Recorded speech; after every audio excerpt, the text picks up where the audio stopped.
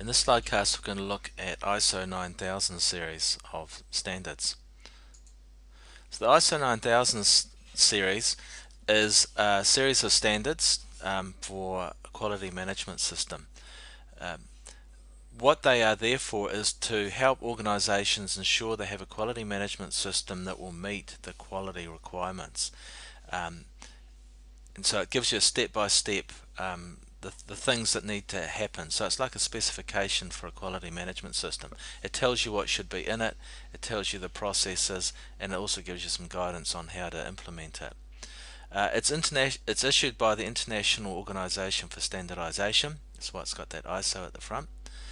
And there are several standards. There's ISO 9000, ISO 9001, ISO 9004.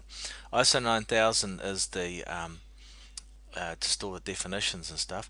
ISO 9001 tells you what should be in the system, and ISO 9004 is like the advanced quality management system.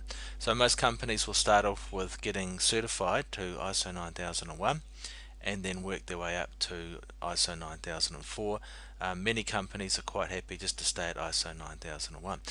Now the certification process means that there is an independent organization. They come in and they look at your quality management system and they determine whether it meets the standards as set out in ISO 9001, and they give you a certificate. Now a lot of clients require you to have that certification, so they won't even do business with you, they won't even let you tender for a job unless you've got ISO 9001, because that allows them to have some confidence that you are able to produce what they want properly.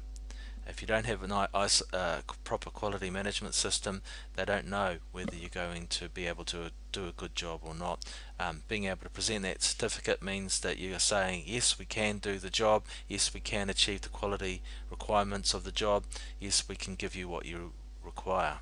So a lot of big engineering companies do have ISO 9001 certification.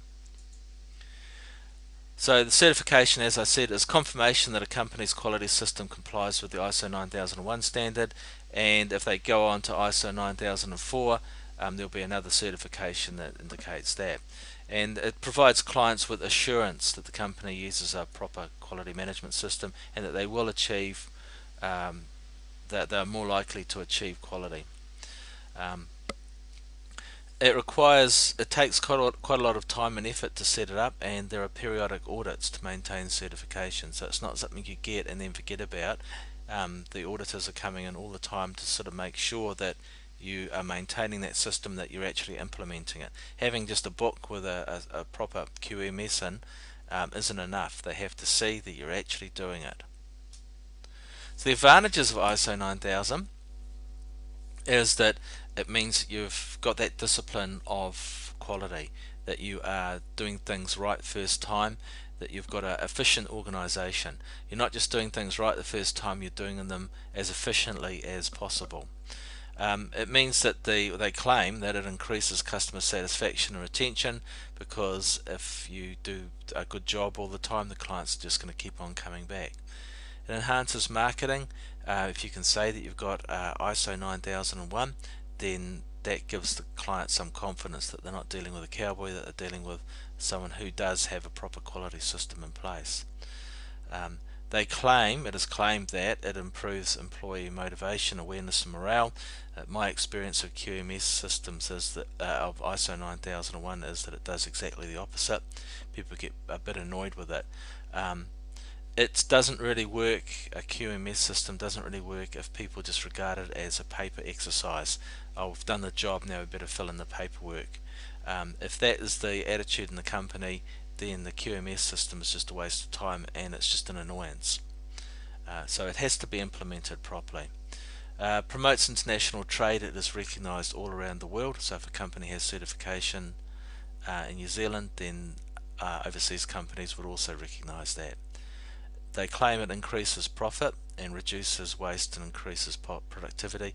Once again, if it's done properly, yes, it probably does, but oftentimes it's regarded as just a paperwork exercise, and it doesn't. And in fact, it costs a lot of money to set it all up. So that's one of the disadvantages, is it takes a significant amount of time and money for registration, and then to maintain it, to keep the systems in place, it takes a lot of time and money.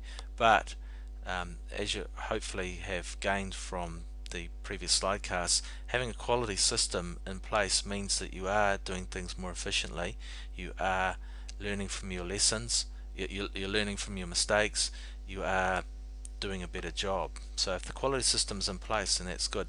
All the 9001 system does is confirms that you have that system in place.